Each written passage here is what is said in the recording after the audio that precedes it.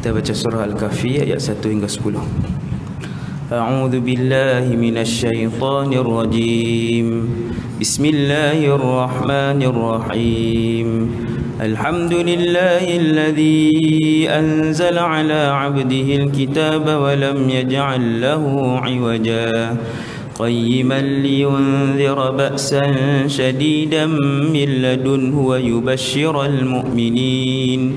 ويبشر المؤمنين الذين يعملون الصالحات أن لهم أجرا حسنا ماكثين فيه أبدا وينذر الذين قالوا اتخذ الله ولدا ما لهم به من علم ولا لآبائهم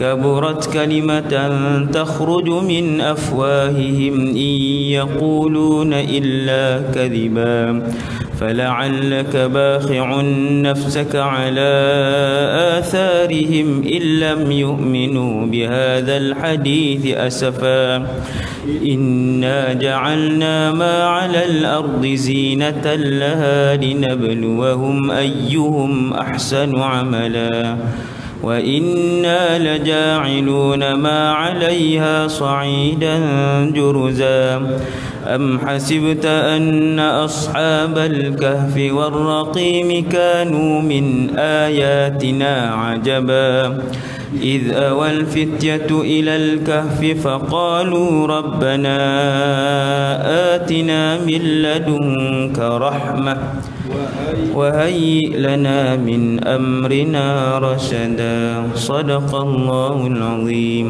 أعوذ بالله من الشيطان الرجيم. بسم الله الرحمن الرحيم. الحمد لله رب العالمين والصلاة والسلام على أشرف الأنبياء والمرسلين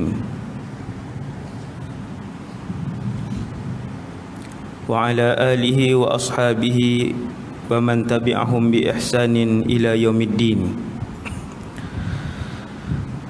ولا حول ولا قوة إلا بالله العلي العظيم.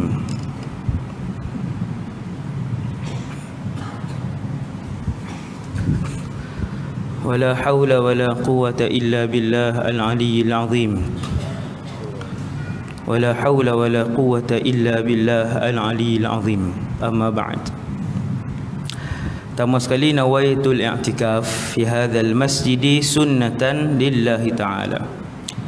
Yang keduanya radina billahi rabba, kami semua redha Allah Tuhan kami. Wa bil islami dina, kami semua redha Islam cara hidup kami. Wa bi Muhammadin nabiyyan wa rasula, dan kami juga redha bahawa Muhammad sallallahu alaihi wasallam seorang nabi dan rasul. Syukur kepada Allah Subhanahu wa taala atas nikmat yang banyak yang Allah bagi kepada kita semua.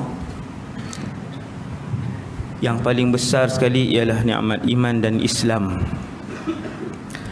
Semoga Allah mengekalkan nikmat Islam dan iman itu sehinggalah kita menjadi dan bergelar sebagai ahli syurga Allah, insya-Allah. Kisah bapa di dalam Al-Quran, dia benda simple je, iaitu mereka-mereka yang bergelar ayah, yang disebutkan kisah mereka secara ringkas di dalam Al-Quran, bagaimana mereka membesarkan anak-anak mereka, terutamanya para nabi dan rasul yang paling banyak.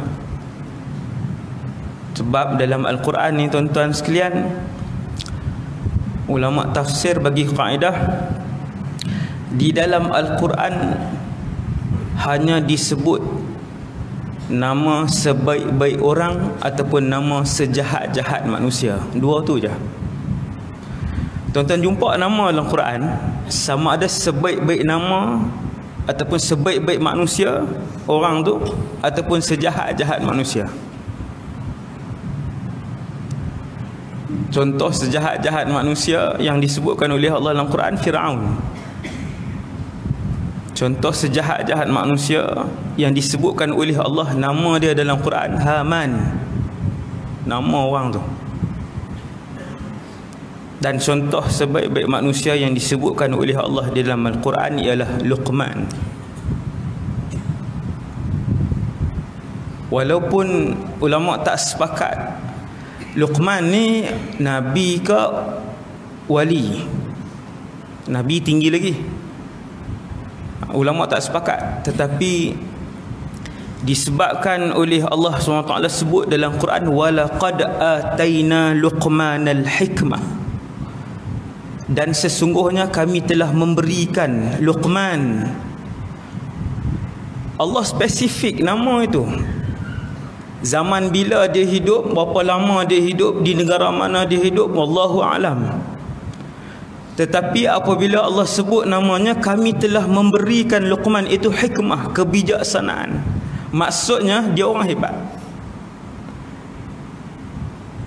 Dan antara kehebatan Sayyidina Luqman itu yang dijelaskan oleh Allah, Allah sebut secara jelas, spesifik nama dan bukan gelaran beliau. Allah Ta'ala sebut dalam ayat surah Luqman ayat 12, anishkur lillah, wahai Luqman, bersyukurlah kepada Allah sebanyak-banyaknya. Yang ni kunci untuk mengikat nikmat. Allah bagi anak, alhamdulillah. Allah bagi rezeki, alhamdulillah. Balik rumah, tengok rumah, balik sampai depan pintu rumah, tengok rumah, alhamdulillah. Bersyukur itu pengikat rezeki ataupun pengikat nikmat. Nikmat tidak akan ditarik oleh Allah apabila seseorang itu banyak bersyukur kepada Allah Subhanahu wa taala. Apabila Allah menganugerahkan nikmat yang terbesar selepas iman, Islam, hikmah, kebijaksanaan dalam membuat keputusan hidup, kebijaksanaan dalam memilih hari ni nak solat duha ataupun tak solat duha, kebijaksanaan untuk memilih di antara bersedekah di jalan Allah RM5 ataupun RM50, kebijaksanaan untuk memilih malam ni nak pergi melepak ataupun hadir majlis ilmu, kebijaksanaan untuk mengajak anak-anak dia membaca Quran. Allah Ta'ala kata, wahai Luqman, kami anugerahkan kepada kamu hikmah, usykur lillah, terima kasih kepada Allah, ucapkan alhamdulillah kepada Allah.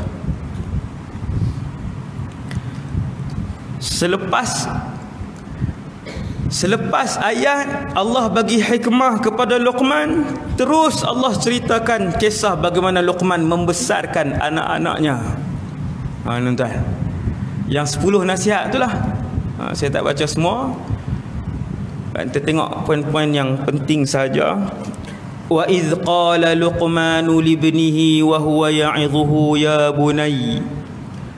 Dan ketika mana berkata Luqman duduk di rumah dia ataupun duduk dengan anaknya, Allah rakam perbualan tu, letak dalam Quran. Tuan-tuan, Quran yang 6,000 lebih ayat ini, Quran yang 6,000 ayat ini, setiap perkataan itu adalah mulia. Siapa yang nafikan bukan satu perkataan, yang menafikan satu huruf daripada Quran, kufur dia. Satu huruf. Bila Allah pilih dan ulang nama seseorang berkali-kali, kata para ulama, menunjukkan kepada betapa bergandanya kebaikan dan kedudukan orang tu di sisi Allah. Hebat nama orang tu. Tadi sebut dah Luqman, walaqad ataina Luqman, kami menganugerahkan kepada Luqman. Habis ayat 12, ayat 13, wa idz qala Luqmanu libnihi, ketika Luqman berkata kepada anaknya, anak dia duduk sebelah, wa huwa ya'idhuhu, dia bagi nasihat. Ini kunci kejayaan seorang anak apabila mempunyai ayah yang pandai mendidik anaknya, iaitu yang pertama sekali, wa huwa ya'idhuhu, dia menasihatkan anaknya, ya bunai, wahai anak, la tusyrik billah, jangan kamu mensyirikkan Allah, innasyirka la zulmun azim, sesungguhnya syirik, menduakan Allah, mempersekutukan Allah, zulmun azim, kesalahan yang sangat besar, dosa yang sangat besar. Nombor satu, mengajar anak untuk mengesahkan Allah SWT, mengajar anak untuk sentiasa mengingati Allah, mengajar anak untuk membesarkan Allah Subhanahu Wa Taala. Ini yang paling besar sekali. Poin yang paling besar sekali dalam mendidik anak-anak, tanggungjawab pertama seorang ayah ialah apabila anak itu mengagungkan Allah Subhanahu Wa Taala. Selesai hidup dia. Selesai. Bahagialah hidup ayah dan anak itu. Bersenanglah hidup ayah dan anak itu. Dan si ayah tadi tak perlu untuk bersusah-susah nak memikirkan anak dia. Tiap-tiap minggu nak tanya buat apa, sebulan sekali nak telefon solat dah. Kan susah hari ni. Nak tanya berkawan dengan siapa, nak tanya solat ke tidak, nak tanya duduk di mana, nak tanya kenapa tak balik lagi. Susah saya tengok. Tetapi manusia ataupun seorang ayah apabila dia membesarkan anak dia untuk mengagungkan Allah, mengenal Allah, mengesahkan Allah, sentiasa ingat Allah dengan zikir, dengan salat, anak itu tak perlu untuk dilihat kerap oleh ayahnya. Ini bukan contoh tuan, ni yang kita tengok. Ayah dia tak perlu nak kalut, nak sebab anak tu di mana-mana sahaja dia membesarkan Allah. Orang dulu salafus salih mengajar anak untuk mengenal Allah, ajar anak untuk mengesahkan Allah, ajar anak untuk sentiasa ingat Allah daripada berumur 2 atau 3 tahun. Ingat tuan, daripada berumur 2 atau 3 tahun. Kita 2 atau 3 tahun ajar menari zaman hari ni. Masuk dalam YouTube, anak dia pandai menari umur 2 tahun. Masuk dalam YouTube, anak dia pandai menyanyi umur 2 tahun. Masuk dalam YouTube, anak dia pandai sekian, umur 2 tahun, 3 tahun. Berkata Sahal bin Ubadah radhiyallahu anhu. Ni saya ambil nama sahabat, tak payah ambil Sayyidina Ali yang dahsyat-dahsyat lah. Satu sahabat, malam ni saya sebut ke tuan-tuan, kita tak pernah dengar nama dia. Sahal bin Ubadah, sahabat Khazraji Ansari. Madinah lah, maksudnya sahabat daripada Madinah ada 2, Aus ataupun Khazraj. Sahabat ni Khazraj. Dia masuk Islam sebelum Nabi hijrah di Aqabah. Dia kata, aku melihat dan aku dikejutkan untuk bersama dengan keluarga aku melihat mereka bangun qiyamul lail semenjak aku berusia 3 tahun. 3 tuan. Kita umur 17 baru nak start doa. Anak umur 17 baru nak start doa. Ya Allah, jadikanlah dia anak soleh. 17 isap rokok sehari 2 kotak dah. Semayang Jumaat saja api. Hak lain tak semayang. Bukan tak boleh berdoa, memang kena berdoa, tapi kesalahan kita lewat. Nabi Ibrahim alaihissalam, Nabi Ibrahim mendoakan kepada anaknya sebelum Ismail dilahirkan. Sejak 85 tahun, Rabbi habli minas salihin. Oh, ni malam ni baru nampak tu dia ustaz. Ya. Sebelum anak itu dikandungkan, Nabi Ibrahim sudah sebut Rabbi habli minas salihin. Ya Allah, kurniakanlah kepadaku seorang anak di kalangan orang soleh. Bukan waktu umur 18, bukan waktu umur 13. Sebelum Hajar mengandungkan anak itu. Maka kata Sahal bin Ubadah, aku dikejutkan. Yang ni bukan Sahal bin Ubadah sahaja yang buat, Rasulullah sendiri sallallahu alaihi wasallam antara kanak-kanak yang dibesarkan oleh Rasulullah selain daripada Ali ibn Abi Talib, Abdullah ibn Abbas, dan juga Zaid bin al-Harithah.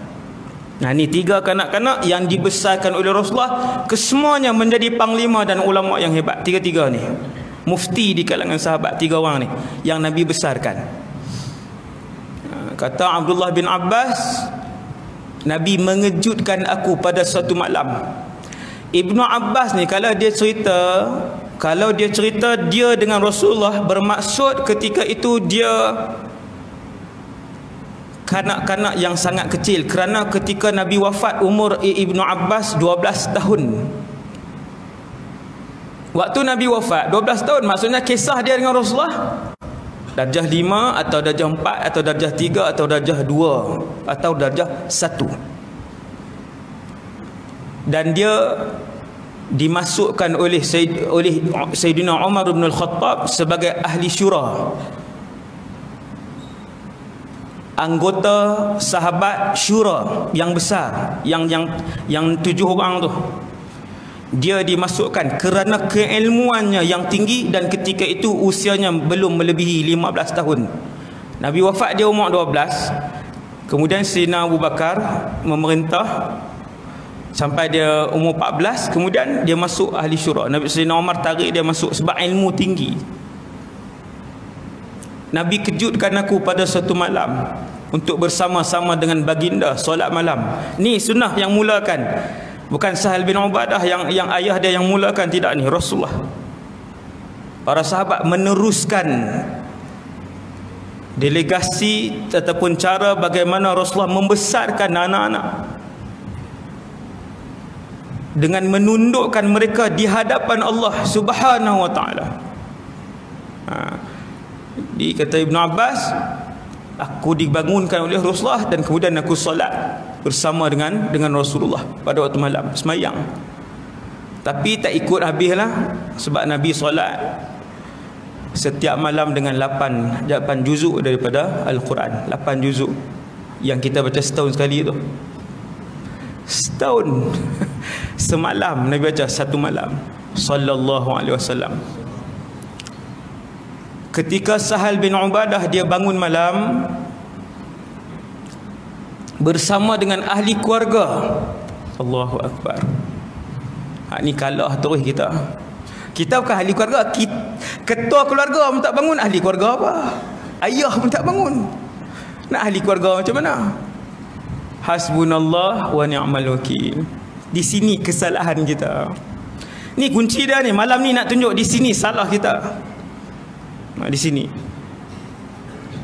Satu hari bapa saudara Sahal bin Ubadah ni tanya kepadanya ketika dia berusia 3-4 tahun ni. Tuan-tuan, 3-4 tahun. Hal tazkurullah alladhi khalaqak? Apakah kamu pernah mengingati Allah yang menciptakan kamu? Nampak tuan-tuan? Masuk dalam akal anak tadi, adakah kamu sentiasa mengingati Allah yang menciptakan kamu? Anak tu faham. Oh, dalam alam ini ada Allah. Daripada umur 3 tahun. Apabila ditanyakan begitu kepada seorang anak kecil, hal tazkurullah allazi khalaqak, anak ni faham bahawa yang menciptakan dia ialah Allah. 2. Yang pertama ada Allah, yang kedua yang menciptakan dia Allah, yang ketiga mesti ingat Allah sehingga Allah mengingati kamu. Mesti ingat Allah sehingga Allah menjaga kamu. Tu ayat Quran di dinding tu. Wa aqimis salata li dzikri. Untuk ingat Allah, ajarkan kepada mereka solat. Dirikan solat untuk ingatkan Allah. Tuan nampak ni kaitan ni, semua yang saya sebut ni dia kaitan. Tanya kepada anak, Dan soalan yang ditanyakan oleh ahli keluarga sahabat yang hebat ni, Sahal bin Ubadah ni, bukan dia yang mulakan, Rasulullah yang mulakan, Nabi yang ajar. Kata Ibnu Abbas, kuntu radifa Rasulillah, satu hari aku naik kenderaan dengan Nabi, membonceng. Radif ni membonceng, duduk di belakang.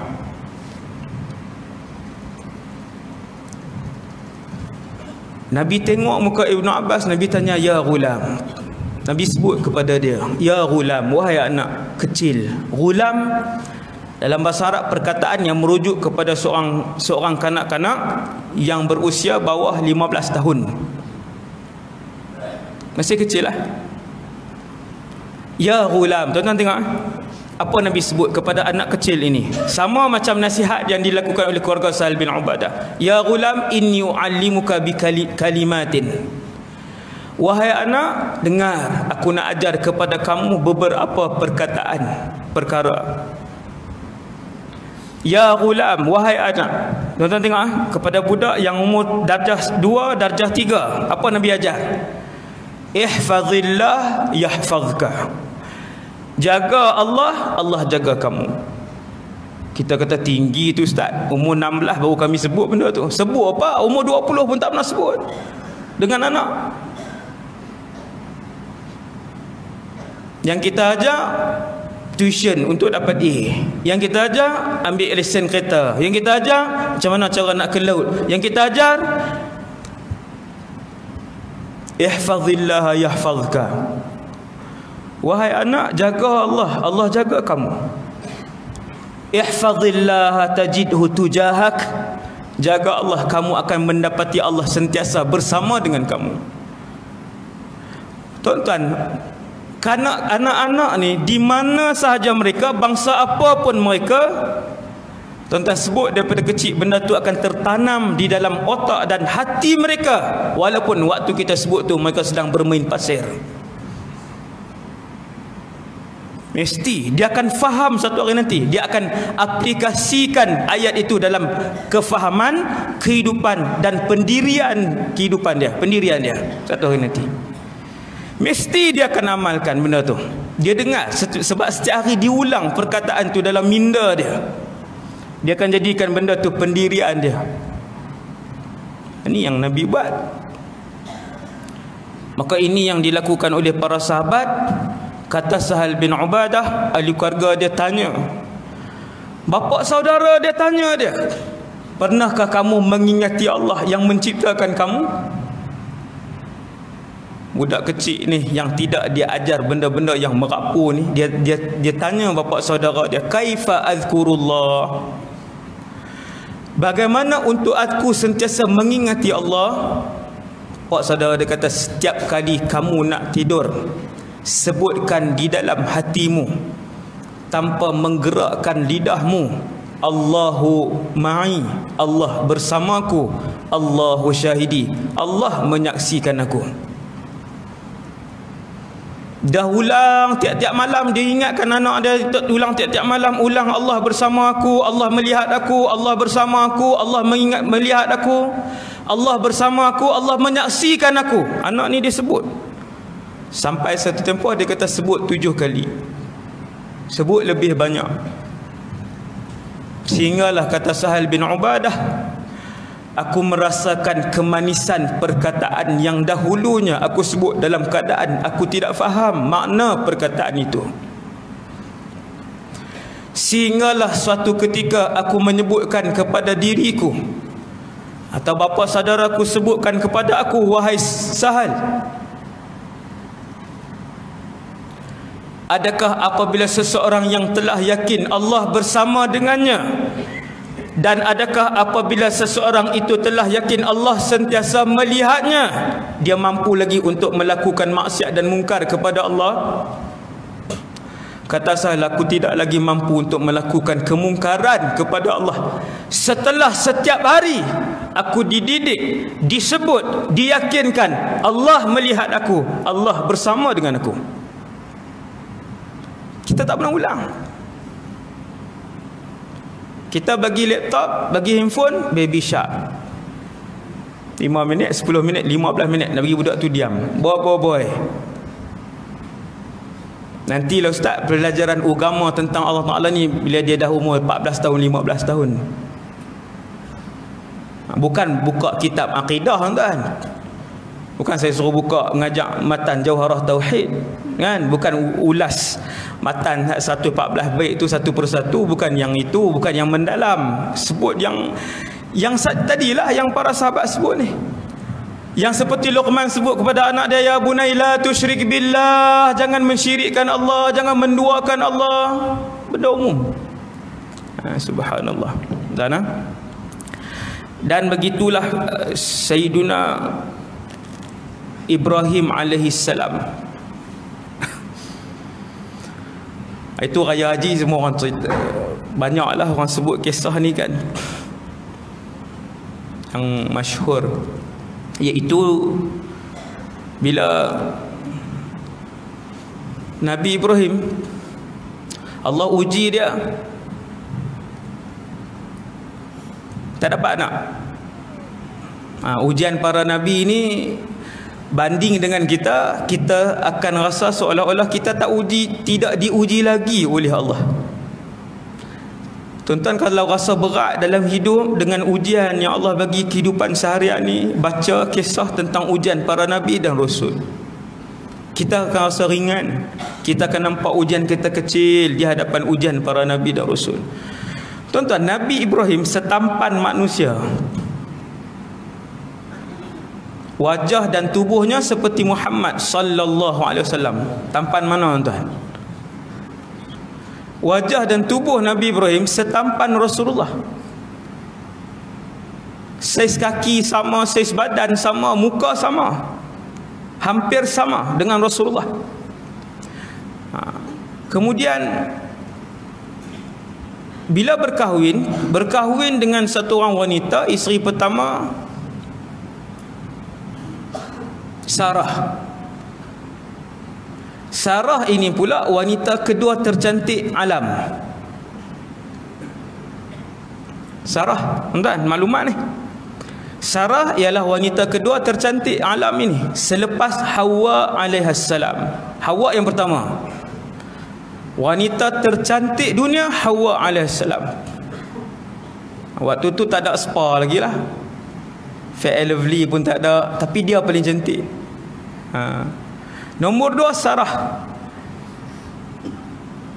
Walaupun Nabi Ibrahim manusia yang cukup tampan, tubuh badan yang sasa, dapat pula isteri yang cantik, Allah uji apa? Tak ada anak. Ada orang hari ni Allah uji tak ada anak? Ada. Selepas awal berkahwin tu berdoa lah, siang malam. Lepas 10 tahun tak berdoa dah, tak larat. Nabi Ibrahim AS terus berdoa. Ni kisah ayah sampai umur berapa ustaz Nabi Ibrahim berdoa? Sehingga umur 80 tahun. Baru kita sedar betapa besar ujian para rasul ketika mereka tidak dikurniakan anak oleh Allah. Isteri Nabi Ibrahim, Sarah ini mandul. Ini bukan hadis, Allah sebut dalam Quran.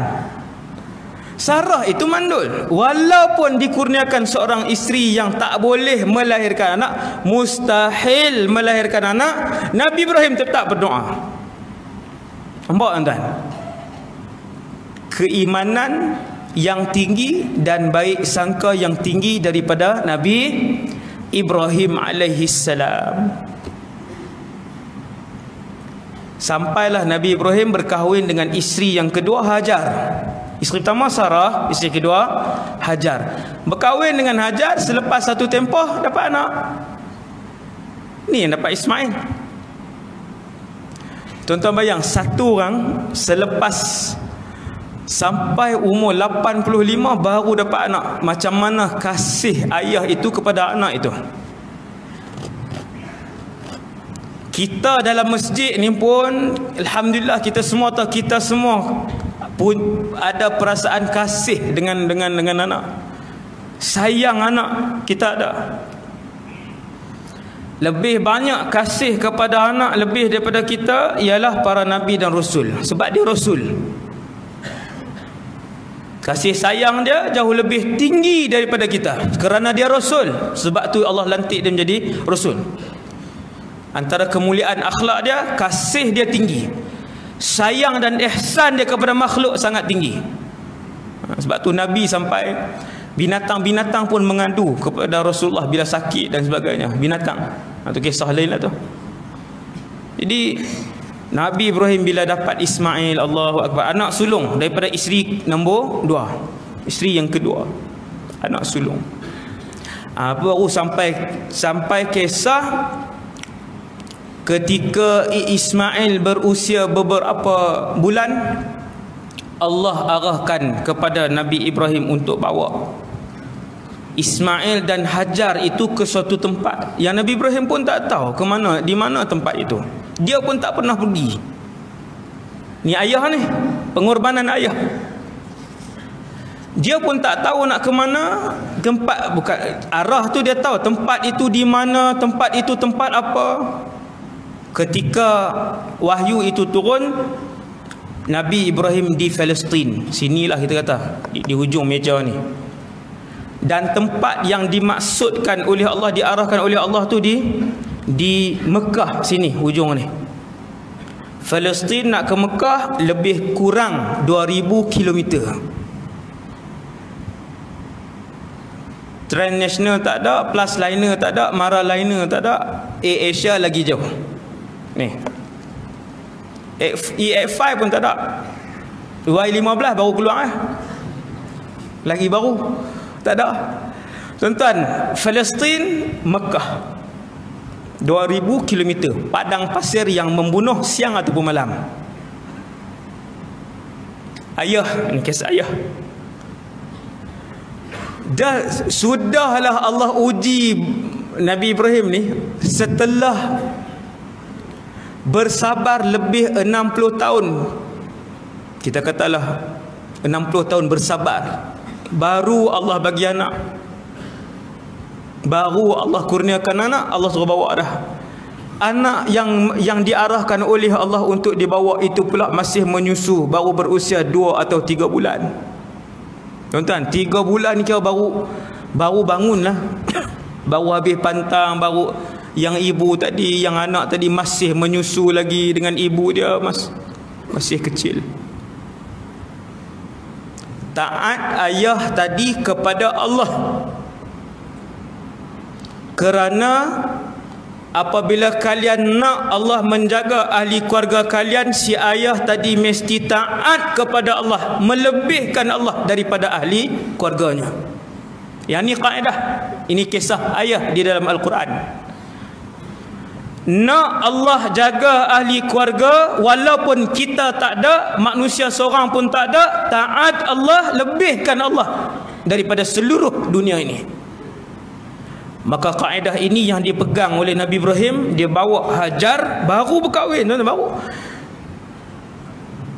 baru setahun. Tahun pertama dapat Ismail itu tahun pertama perkahwinan dengan Hajar. Bawa ke mana? Allah tunjuk je arah. Tempat tu tempat apa? Wallahu alam. Hari ni namanya Mekah. Merentaslah Ibrahim 3 beranak. Orang Kedah panggil 3 beranak ni 3 orang tu lah, bukan 3 anak dia. Nabi Ibrahim, Hajar dan anak, orang Kedah panggil 3 beranak. Sama. Sama. Sama bolehlah faham, senang. Nak suruh ubah saya tak ubah lah tuan. Daripada sini merentaslah dia beberapa negara. Kalau hari ni punya peta, bukan peta, kalau hari ni punya jalan, highway dia daripada Palestin ni ada 2 jalan. Palestin, lalu Syria, kemudian Jordan, kemudian Madinah, kemudian Mekah. Satu lagi laluan melalui Iraq, Madinah, Mekah. Itu lebih dekat sedikit. Lebih dekat sedikit. Naiklah unta. Dia 3 je, unta, kuda, keldai. 3 pilihan tu je. Kalau kuda dengan keldai nak bawa barang tak boleh. Untuk musafir yang jauh, orang Arab ataupun dahulu mereka menggunakan unta. Naik jauh tuan-tuan. Jarak itu saja boleh mematikan 3 beranak tadi. Jarak padang pasir. Bukan lebuh raya utara selatan tuan-tuan. Yang tu ada berapa belas RNR dengan hentian sebelah. Dengan jual buah, dengan boleh mandi, surau ada, KFC pun ada. Yang ni padang pasir. Sampailah di Mekah. Tuan. Ni perjalanan ni, ujung ni sampai di Mekah. Bila si ayah tadi dia sampai di Mekah, kalau tuan-tuan nak tanya Mekah tu di mana betul-betul, depan Kaabah tu. Tetapi ketika itu kosong suasana ataupun bentuk muka bumi Mekah. Hanya yang ada pasir dan bukit-bukit yang mengelilingi kota Mekah. Sampai hari ni kalau tuan-tuan yang dah pernah ke umrah, dia boleh bayangkan duduk depan Kaabah, angkat semua bangunan, apa yang tinggal? Pasir dan juga bukit keliling Kaabah tu. Jabal Abi Qubais, Jabal Qu'ayqi'an, ada bukit Safa, ada bukit Marwah, yang tu je keliling. Betul-betul. Dan itulah yang dilihat oleh Nabi Ibrahim. Kemudian Allah menurunkan wahyu yang seterusnya. Wahai Ibrahim, tinggalkan mereka di sini. Yang ni jam.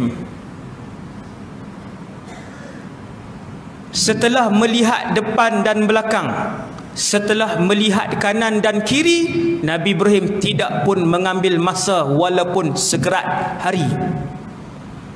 Dalam waktu yang sama, jam yang sama, Ibrahim alaihi salatu wassalam mendahulukan arahan Allah. Kerana dia tahu dan yakin Allah subhanahu wa ta'ala lebih menyayangi ahli keluarganya daripada dia menyayangi ahli keluarganya. Yang ni kita kena yakin tuan-tuan sekalian.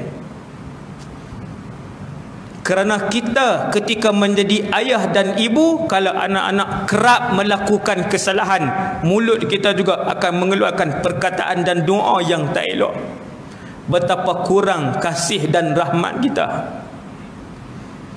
Tapi setiap hari kita melakukan dosa berpuluh tahun, sampai hari ni tak ada azab lagi Allah turunkan daripada langit.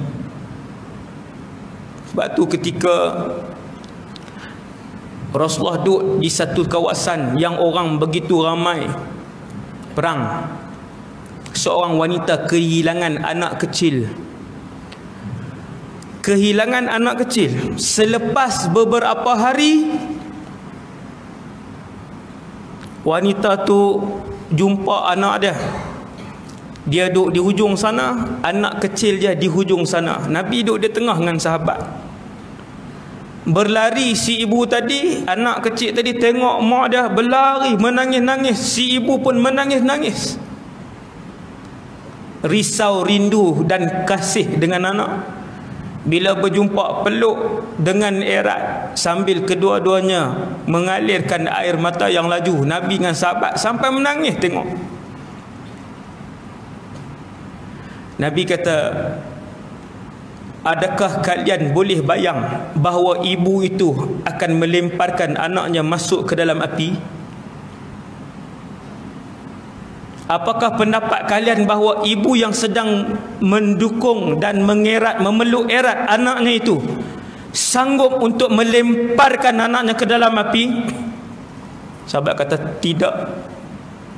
Sekali-kali wahai Rasulullah. Nabi pun sebut Allah Subhanahu Wa Taala lebih menyayangi anak itu daripada ibunya. Ini kasih Allah.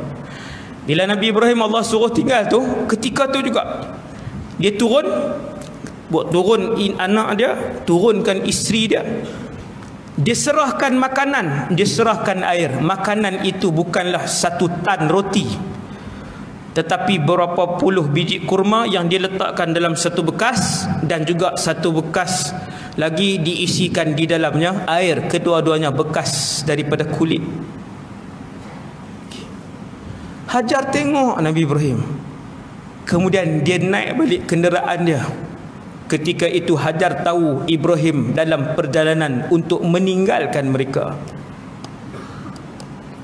Lalu tanya Hajar beberapa soalan. Ni ayah. Azan. Okey, baik. Kita berhenti untuk azan. Ha?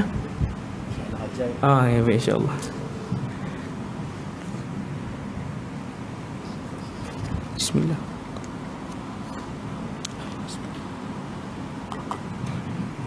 Alhamdulillah.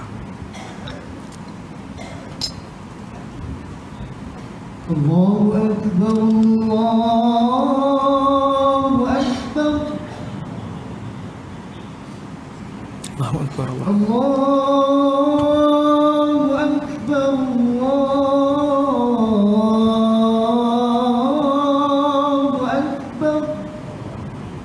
Allahu Akbar, Allahu Akbar. Asyhadu an la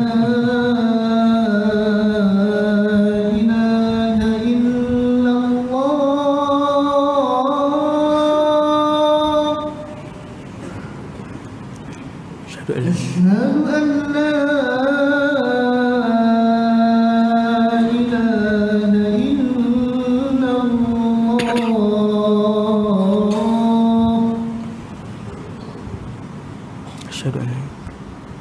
أشهد أن محمدا رسول الله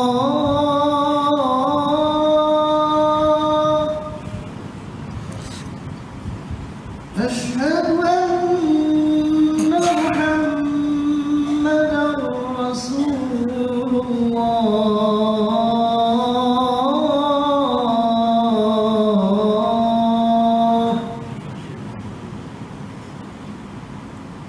حي على الصلاة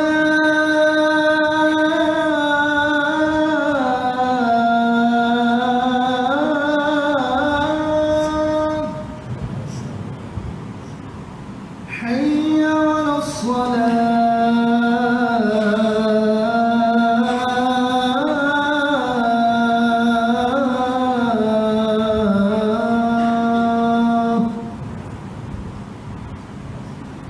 حي على الفلاح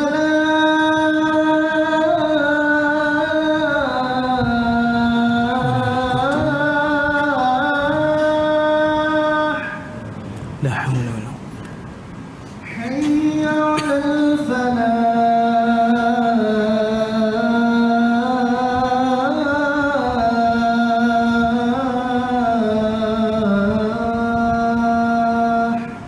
لا حول ولا قوة. الله أكبر الله أكبر لا إله إلا الله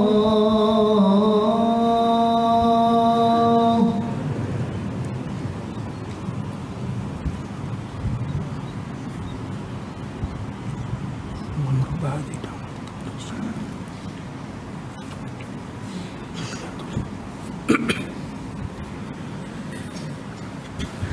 Bismillah. Alhamdulillah.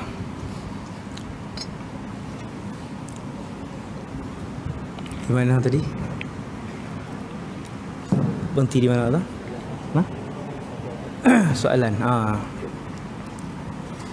Bismillahirrahmanirrahim.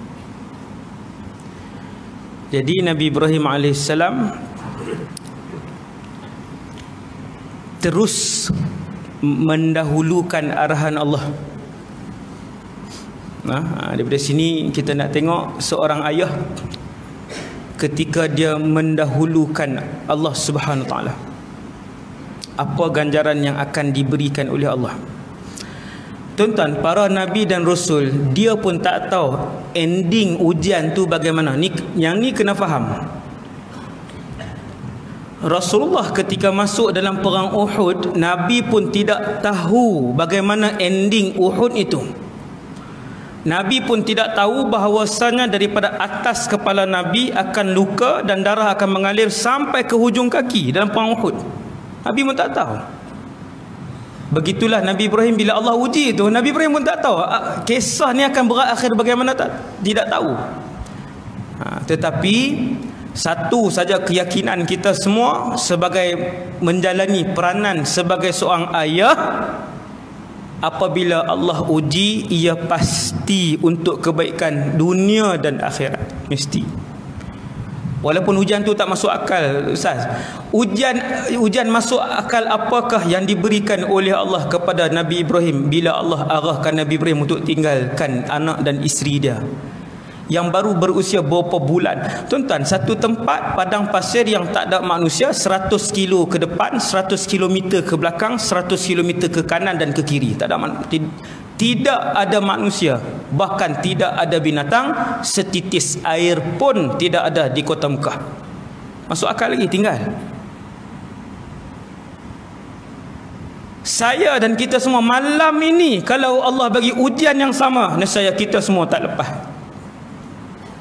Kalau ujian yang sama tak akan lepas, termasuk saya. Nak tinggal satu tempat yang bukan saja tidak ada manusia, bahkan air setitis pun tak ada. Bila tidak ada makanan ataupun minuman, maksudnya 2 orang tadi akan mati, confirm. Seminggu paling lama mati. Tapi dia naik, maka Hajar pun tanya, wahai Ibrahim, tidakkah kamu melihat tanah yang kering kontang dan kosong ini? Nabi Ibrahim tak tengok, Nabi Ibrahim tak jawab. Kalau jawab jadi apa, tuan-tuan? Jadi filem. Turun, kalau turun bincang. Itulah. Abang pun tak boleh nak fikir ni. Kenapa Allah pilih sini? Kalau ada kedai satu cukup dah. 7E tak apa dah. Kosong. Nabi Ibrahim tak jawab. Hajar tanya, wahai Ibrahim, tidakkah kamu melihat keadaan kami berdua sahaja di tempat ini? Tengok pun tidak, jawab pun tidak. Bila dah naik atas binatang tunggangan, dia dah nak tinggal dah anak dan isteri dia, kerana itu arahan Allah. Baru Hajar sempat capai pakaian Nabi Ibrahim, kain ke jubah ke. Baru Hajar tanya soalan, wahai Ibrahim, suamiku, apakah Allah yang mengarahkan kamu untuk tinggalkan kami di sini? Allahu amaraka bihadza. Waktu itu baru Nabi Ibrahim tengok isteri dia, dia jawab Allahumma na'am. Dalam satu riwayat lain, Nabi Ibrahim tak mampu untuk menjawab dengan perkataan, dia hanya menganggukkan saja pertanyaan Hajar alaihissalam. Dia angguk ya. Tuan-tuan, tak boleh nak jawab dah. Dia bukan ayah yang biasa, dia ayah dan dia rasul. Kasih dia lebih jauh daripada kita mengasihi manusia lain dan juga makhluk-makhluk yang lain. Kalau kita kata Nabi Ibrahim ni tak ada perasaan kasih ke? Lebih tinggi kasih sayang dia daripada kita semua. Sampai tak boleh nak jawab dengan mulut, Nabi Ibrahim angguk saja. Dia angguk aja. Allah yang arahkan. Maka sekali lagi Hajar alaihissalam, yang ni ibu yang hebat lah pula, tuan. Syarat yang kedua untuk mendapatkan anak yang hebat ialah ketika mana si ayah dan ibu tu hebat. Sebab tu Nabi sebut fa abawahu yuhawidanihi au yumajjisani au yunassiranihi au yumajjisanihi. Setiap anak dilahirkan dalam keadaan yang bersih, kosong, kain yang putih, belum dicorakkan. Kedua-dua ayahnya lah yang akan mengyahudikan dia. Ibu dan ayah Nabi sebut. Maksudnya mesti mak dan ayah. Maka nak dapat Ismail yang hebat, nak dapat Ishaq yang hebat, nak dapat Yusuf yang hebat, rupanya si ibu ni telah pun ditarbiah.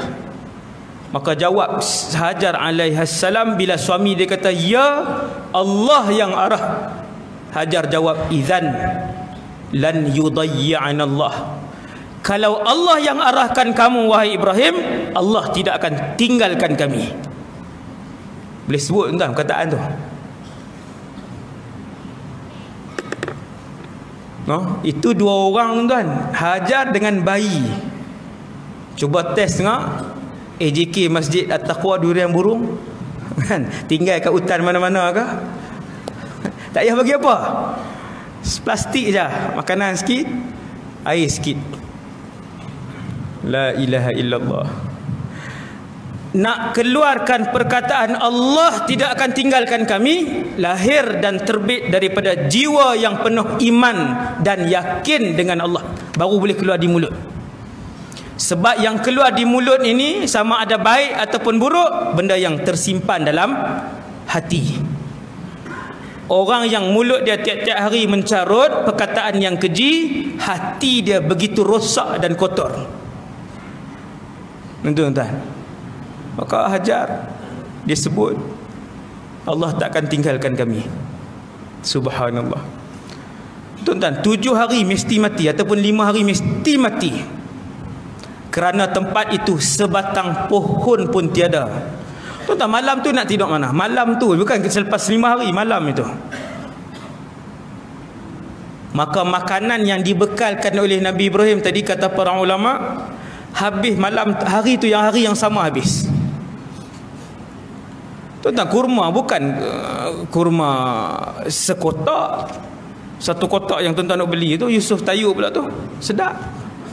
Ni kurma letak dalam satu bekas, habis pada hari yang sama. Nabi Ibrahim pun tinggal, bergerak dia, tuan-tuan. Dalam hati ni Allahu Akbar. Dalam hati, tuan-tuan boleh bayang Nabi Ibrahim dalam hati punya tahan Nabi Ibrahim. Bila hilang Hajar dan Ismail daripada pandangan, bayi yang dia sayang, yang dia tunggu puluhan tahun, hilang daripada pandangan, berhenti Nabi Ibrahim, menjulang-julang tangan dia menghadap kepada Allah. Dia kata, ya Allah, sesungguhnya aku meninggalkan anakku dan isteriku kerana menunaikan arahanmu, biwadin ghairi dhi zar'in 'inda baitikal muharram. Ya Allah, Nabi Ibrahim sebut satu je ciri tempat tu.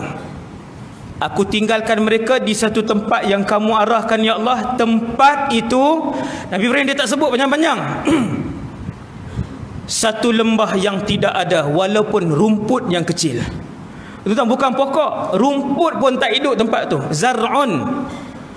Balik tengok dalam Quran, Nabi Ibrahim sebut perkataan biwadin ghairi dhi zar'in. Ya Allah, tempat itu rumput pun tidak hidup, punya kering tempat tu. Dalam ayat yang sama, dalam doa yang sama, tuan-tuan tengok bagaimana ayah, seorang ayah di dalam Al-Quran ini, bagaimana dia mengemudi keluarganya. Kata Nabi Ibrahim, Rabbana, ya Allah, aku turut arahan kamu, tinggalkan isteri yang baru aku kahwini, tinggalkan anak yang baru berusia beberapa bulan, ya Allah, di satu tanah dan tempat yang bukan saja tak ada manusia, bahkan pohon kecil, rumput pun tiada, ya Allah. Kerana menuruti arahanmu, apa Nabi Ibrahim minta?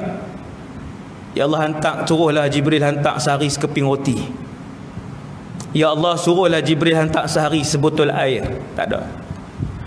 Nabi Ibrahim tak minta air, Nabi Ibrahim tak minta makanan, Nabi Ibrahim tak minta pakaian, Nabi Ibrahim tak minta rumah. Tuan-tuan, Rabbana liyuqimus salah. Yang ni rahsia dia. Ya Allah, jadikanlah mereka di kalangan orang-orang yang mengerjakan solat. Ni kunci ya. Kunci yang paling besar yang dilemparkan oleh kebanyakan umat Islam di Malaysia ni. Dia tak pandang solat ni tak ada harga dalam keluarga kebanyakan manusia pada hari ini. Ya Allah, tak minta setitis air pun Ibrahim AS untuk anak dan isteri dia.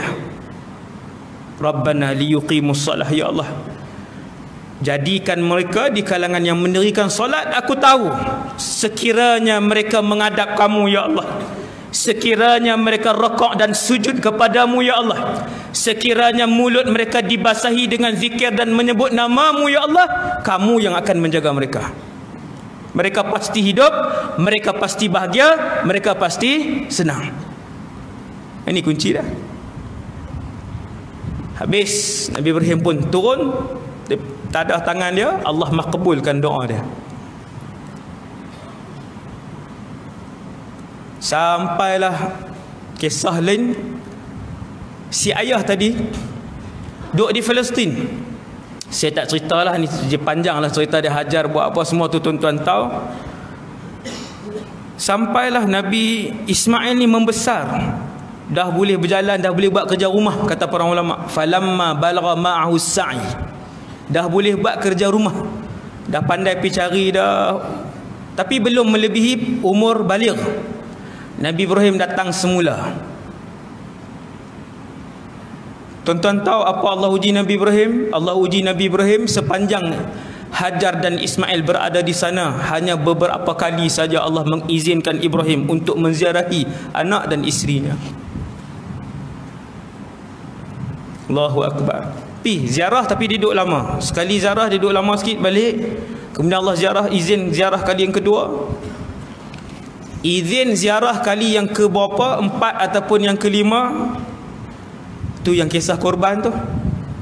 Allah Ta'ala nak bagi Nabi Ibrahim mimpi melihat dia sembelih anak dia. Tengoklah mimpi tu, dia nampak dirinya, anaknya, dan di tangannya ada pisau, dia sembelih anak dia. Bukan turun wahyu suruh sembelih, tuan. Dia melihat dia menyembelih, sedang menyembelih. Maka mimpi para nabi wahyu, dan mimpi para nabi wajib dilaksanakan, dia syariat. Mimpi kita tak, tuan, no? Mimpi nampak sembelih suami pula sekali, esok tengok kepala duduk di tempat lain dah. Mimpi kita tidak, tuan. Mimpi para nabi saja yang wahyu. Kita jangan buat. Bila mimpi, tuan-tuan, betapa susah dan betapa beratnya arahan kali ini. Yang ni lebih berat. Tapi Nabi Ibrahim nak bagi tahu kepada kita, ketika mendahulukan Allah, melebihkan cinta Allah daripada cinta anak, cinta keluarga, cinta dunia, Allah akan memberikan kebahagiaan dan kegembiraan kepada kita dan ahli keluarga kita.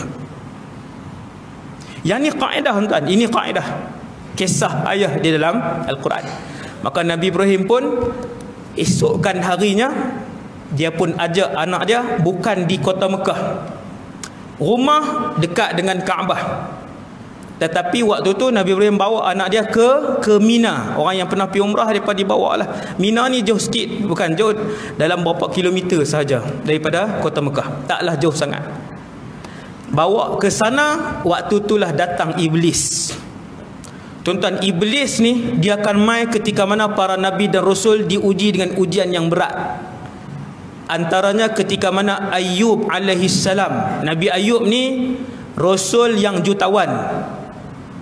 Nabi Ayub rasul yang jutawan. Sekelip mata Allah ambil ke semua tanahnya. Sekelip mata Allah ambil ke semua binatang ternakannya. Sekelip mata Allah musnahkan ke semua pertanian Nabi Ayub alaihi salam. Dan sekelip mata Allah mematikan 14 orang anak Nabi Ayub alaihi salam. Besar ada ujian dah. 14, tuan. Satu masjid tak ada ujian tu. 14 orang. Siapa angkat tangan siapa yang lebih 14? Allah ambil anak dia. 14 serentak. Waktu tu iblis datang. Waktu itulah iblis datang kepada Nabi Ayub, wahai Ayub, takkanlah dengan ujian yang seberat ini menunjukkan kasih Allah kepada kamu? Isteri kamu lari tinggal seorang, adik-beradik kamu, abang kamu lari, jiran-jiran kamu semua berpindah jauhkan diri daripada kamu. Allah ambil semua harta kamu, Allah ambil semua anak-anak kamu, tak tinggalkan seorang. Takkan Allah kasih dengan kamu? Sebenarnya Allah tak kasih dengan kamu, kata iblis. Ketika mendengar perkataan iblis itu, Ayub alaihissalam terus sujud kepada Allah. Dia kata, ya Allah, sesungguhnya semua nikmat ini adalah milik kamu. Kamu berhak untuk ambil bila-bila masa sahaja. Berguling-guling iblis. Berguling-guling iblis. Sebab tak boleh. Tak boleh nak masuk. Begitulah waktu Nabi Ibrahim nak bawa untuk sembelih anak dia, tuan-tuan, yang cerita Jamrah Ula Wusta Aqabah ni, iblis datang. Iblis sendiri dia bukan dihantar general manager apa semua ni. Lance corporal lagi lah. Iblis sendiri turun datang ke tempat itu yang Nabi Ibrahim baru sampai tu. Iblis kata, wahai Ibrahim, takkan Allah mengarahkan seorang rasul untuk menyembelih anak? Nampak ada ayat ni tuan, ayat iblis. Nabi Ibrahim tengok, dia kenal iblis, dia ambil batu, dia baling. Jamratul ula, kisah tu betul tu. Dia baling, dia pindah ke tempat lain. Pindah ke tempat lain, datang lagi iblis. Wahai Ibrahim, dia datang, dia sebut, dia kata, wahai Ibrahim, kamu ni rasul. Dia cucuk lagi. Nabi Ibrahim tengok lagi, dia ni tadi kena baling dah, kena baling lagi, kena tuan. Dia lontarkan lagi batu, kena iblis. Pindah ke tempat ketiga, datang lagi iblis. Wahai Ibrahim, Allah takkan mengarahkan satu arahan yang dia sebut, wahai Ibrahim, Allah takkan arahkan kepada kita hambanya satu arahan yang tak masuk akal. Nabi Ibrahim tengok lagi, dia lontarkan lagi batu, baling batu kali ketiga, penuh dah kena di muka, tak ikut dah. Kali keempat tak ikut dah. Barulah sampai di satu tempat di Mina tu, Nabi Ibrahim panggil anak dia, ya bunai. Ni kisah ayah. Ya bunai, wahai anak, inni ara fil manami anni azbahuk. Semalam ayah bermimpi, dalam mimpi itu ayah sembelih kamu sehingga terpisah kepala dari badanmu. Sembelih tuan, bukan potong kuku. Anak hari ni ayah suruh potong rambut, merajuk seminggu tak cakap dengan ayah. Sebab apa? Dia nak buat yang rambut gila tu, hak potong tepi macam orang gila kan. Cedok kot ni, buat line tepi ni. Ayah tak boleh kata apa. Suruh potong, merajuk. Suruh potong, lawan, angkat suara juga. Rambut mahkota dia. Ayah nak suruh Along buat apa, tak apa. Rambut ayah jangan kacau. Oi, rambut jangan kacau. Potong rambut pun tak boleh suruh dah.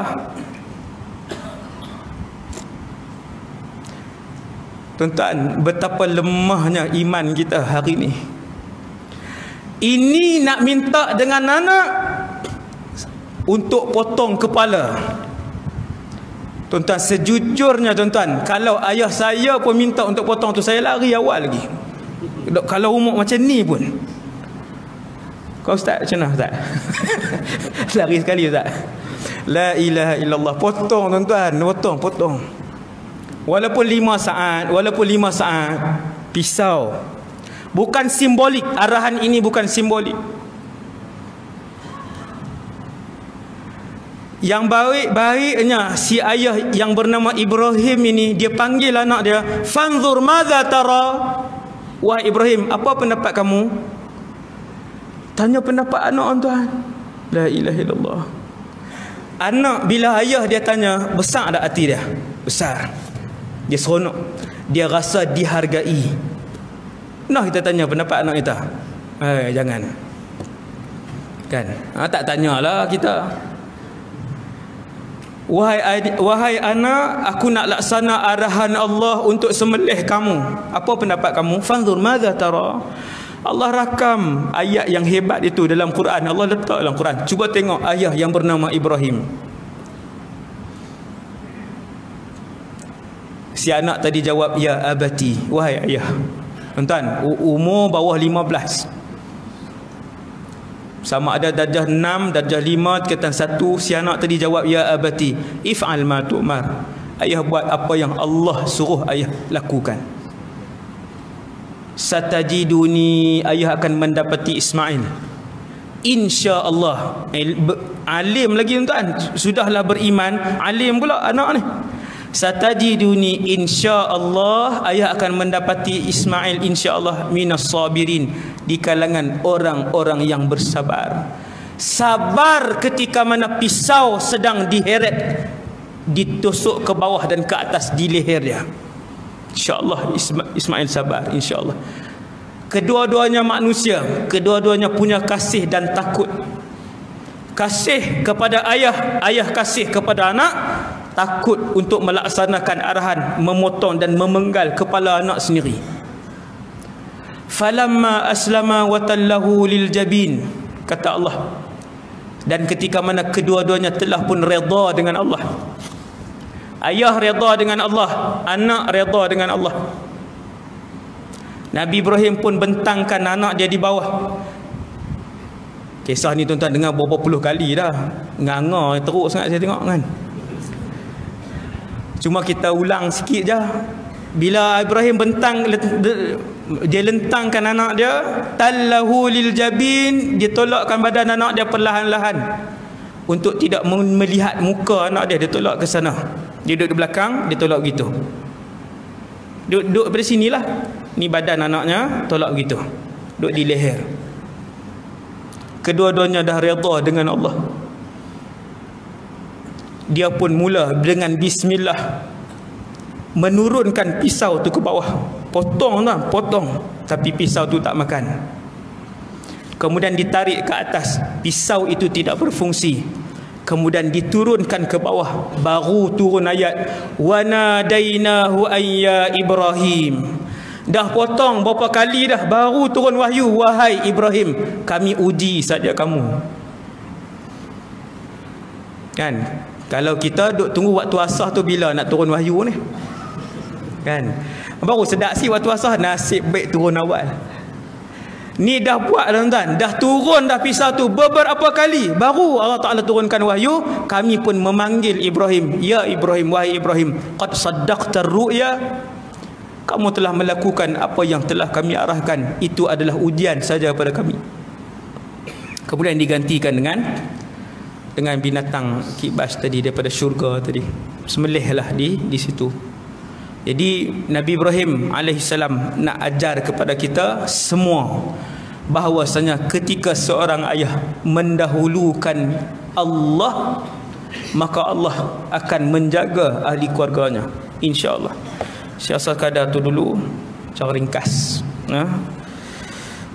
untuk malam ni. Semoga kita mendapat iktibar daripada apa yang saya sampaikan pada malam ni kepada kita semua, untuk dijadikan panduan kepada kita memastikan ayat yang disebutkan oleh Allah, wahai orang-orang yang beriman, qu anfusakum wa ahlikum nara, peliharalah diri kamu dan ahli keluarga kamu daripada jilatan api neraka, wal'iyadzubillah. Yang baik daripada Allah, yang lemah dan kurang daripada diri saya sendiri. Aqulu qali hadza astaghfirullahal azim li wa lakum. Seperti yang Tuan Imam sebutkan tadi, malam ni kutipan kita untuk membina masjid. Alhamdulillah 5 bangunan serentak sedang naik. Dalam masjid ni ada yang pewakaf tetap kepada pembangunan kompleks saya. Terengganu paling ramai sekali dalam Malaysia ni, dia kurang 700 orang pewakaf tetap yang tiap-tiap bulan masuk. Semua orang tengok alhamdulillah, komplek tu naik. Duit keseluruhan tak ada, tapi sedang berjalan. Maka malam ni kita lancarkan untuk membina sekolah, membina masjidnya. Kita lancarkan khas untuk masjid di belakang sana. Dan yang kedua, siapa yang nak menjadi pewakaf tetap, bagi nama dan nombor telefon di depan di sini. Nama dan nombor tu kita akan masukkan dalam grup WhatsApp pewakaf tetap bulanan. Bukan selama-lamanya, 12 bulan kemudian selesai, insya-Allah. 12 bulan kemudian dia boleh berundur ni, boleh beransur lah kan, selepas 12 bulan. Bagi nama telefon, kita masuk dalam grup. Dalam grup tu dia boleh tengok lah progres kompleks yang saya sedang bangunkan. Lepas tu cara nak masukkan nombor akaun semua dalam grup tersebut, insya-Allah. Nah, setakat ni orang daripada Terengganu lah yang paling ramai sekali, dengan bantuan saudara Zarifi ni yang bawa saya ke sini, insya-Allah. Subhanakallahumma bihamdik asyhadu an la ilaha illa anta astaghfiruka wa atubu ilaik. Bismillahirrahmanirrahim. Innal insana lafi khusr illa alladhina amanu wa amilus solihati. Bismillahirrahmanirrahim. Alhamdulillah wassalatu wassalamu ala Rasulillah wa ala alihi wa sahbihi wa man wala. Allahumma 'allimna ma yanfa'una. Ya Allah, ajarkanlah ilmu yang bermanfaat kepada kami. wanfa'na bima 'allamtana ya Allah, manfaatkanlah ilmu yang kau curahkan kepada kami pada malam ini. Wazidna ilman wa amalan wa ikhlasan fi hayatina, tambahkanlah kepada kami ya Allah ilmu, amal ibadah dan keikhlasan dalam kehidupan kami. Wa sallallahu ala sayidina Muhammad wa ala alihi wasallam. Walhamdulillahirabbil alamin. Assalamualaikum warahmatullahi wabarakatuh. Bismillah.